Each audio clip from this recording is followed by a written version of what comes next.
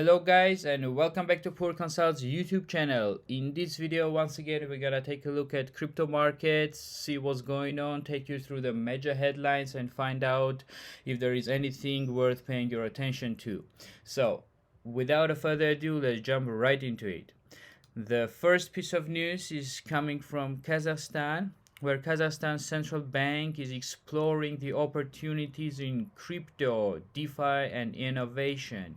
So it's always good to hear that countries all around the world are being interested in cryptocurrencies, in this DeFi innovation that blockchain brings with it.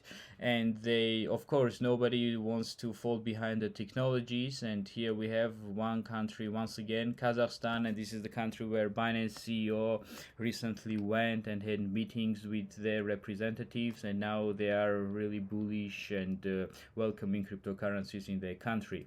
So Kazakhstan's Central National Bank has stated that it's interested in the opportunities for innovation that crypto assets and DeFi can give to the government and the country in general, right? It says that we are not going to ignore this sector. We want to make most of the potential for innovation that these technologies can provide us with.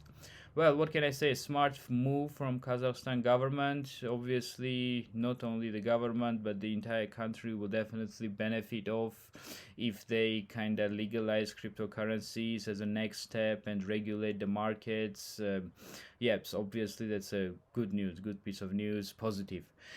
Next positive news, Felix Capital raises $600 million targeting crypto and Web3 investments. UK-based venture capitalist Felix Capital has completed a fourth funding round for $600 million to invest in blockchain, crypto, and Web3 companies.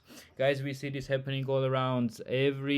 Almost every country that is more or less interested in cryptocurrencies and has having their companies also study these new innovations and are taking steps in Web3, in developing the Web3 technologies, and nobody wants to miss the train. So this is definitely a good piece of news, knowing that the money is being injected into this sector. And as the company's Anthony, what's his name, Nussenbaum, a Felix partner, as they told Bloomberg, a firm focused around shifts in consumer behavior, we expect communities will evolve naturally on Web3 platforms to communicate and transact. We want to play an early role in this journey. That's what I was saying, that the companies are trying to play an early role and take the advantage of being early in this sector, in the industry.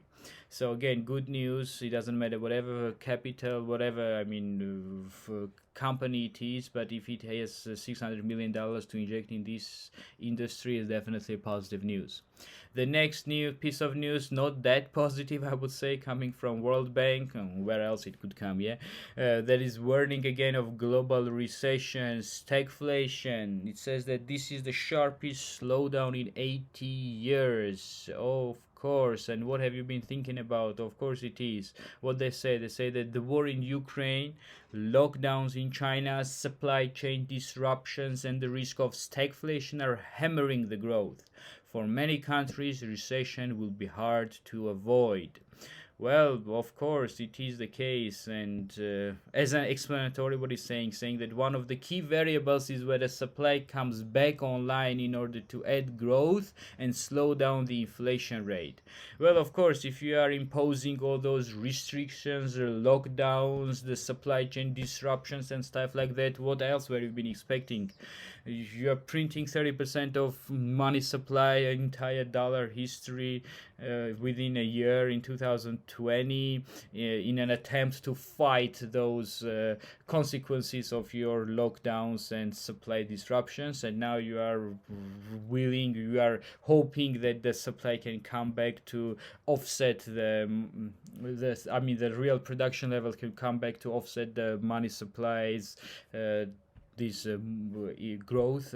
But yeah, of course, if it did, then it would kind of slow down the inflation. But having taken into account whatever is happening in the world nowadays, it's really hard to predict that outcome to play out. So definitely, what I'm trying to say, that World Bank itself on my opinion, yeah, it played a huge role in pushing this global recession to the entire world, and nowadays they are kind of complaining and warning us of global recession and stagflation.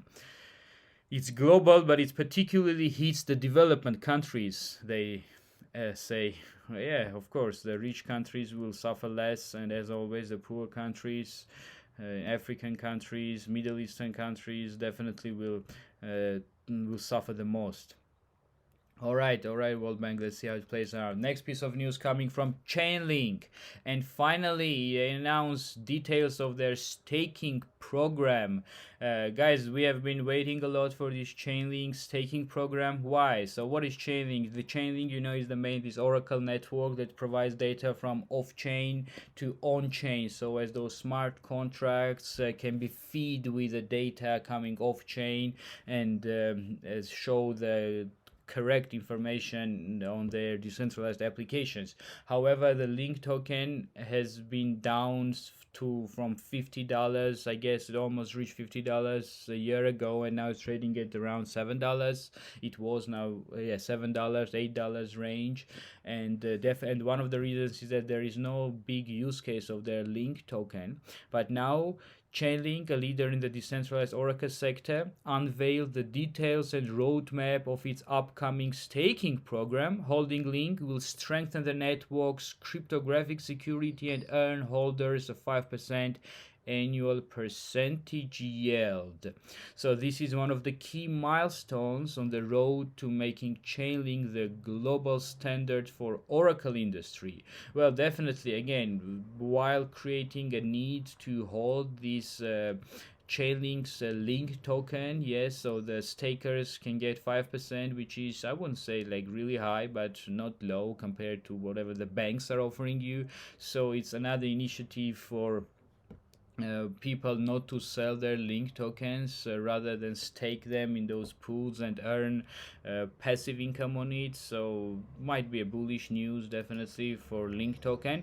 And if we see how the prices reacted on this news, we see that the Chainlink was being traded around at around $7.5 once the news hit the markets, and then we had this bullish green fat candlestick pattern, candles, two of them, right one after each other, hitting the market, which taking the price up to around $9, I guess. 16.7% rise within, which is, let's say, it is a daily candle, or what was it, a daily candle, 4-hour candle, yeah, within 8 hours. So of course, then it's just kind of now is getting a build up in here, probably preparing for another move up. But again, be careful, be cautious. It still depends on the entire market. If the market is sluggish, then we won't see any bullish price movements, even though this announcement is definitely something to take into account, and it's a positive news. All right, so the next one, 75% of retailers eyeing crypto payments within 24 months. Again, really happy to hear this news, as if the other news that with Felix Capital injecting 600 million into the Web3 industry, we have also retailers. They are eyeing crypto payments, improving customer experiences, increasing the customer base, and hope their brand is perceived as cutting edge, were the biggest reasons given for a desire to adopt crypto payments. It also found, the survey taken place in the United States, the survey found that more than half of large retailers with revenues over 500 million are currently spending 1 million or more building the required infrastructure to make it happen. Yes, of course, we need the infrastructure, we need the money injections into the sector, and the fact that 75% of the retailers are anticipating the crypto payments within a year or two is definitely a positive news. And finally guys, we are here with Ethereum, the main smart contract blockchain. what's happening here. We know that traders, I mean, not the positive news, but not the news, like a prediction from traders who target 14k Ethereum, I mean 1400 Ethereum price after ETH drops closer to a critical support level. So what we have here on Ethereum's chart, we see that here the classic head and shoulders pattern, head, shoulders, and Ethereum is at this critical support level, currently being traded at around 1800. And as one of the traders going with this Cactus nickname on Twitter, as he posted, look at this chart, guys. Ethereum now it's a support. How many times? 1, 2, 3, 4, 5 times they tested the lows of this support level at 1800, and now most likely the 6th attempt is coming, and we don't know if it will hold or not. But if it doesn't, if it breaks through it and goes down again, I mean drops down, price drops down this support level, if it doesn't hold, then the buy zone, the next support and the next buy zone according to this technical analysis, coming at 1k, at 1000 level. So clean break of 1700 and last leg down would be confirmed with the main target of only 1000. Let's just hope it doesn't happen, but just definitely you need to get prepared for this outcome as well. Again, here we have another chart. We have this this decreasing triangle, which also suggests the price, the further move downside.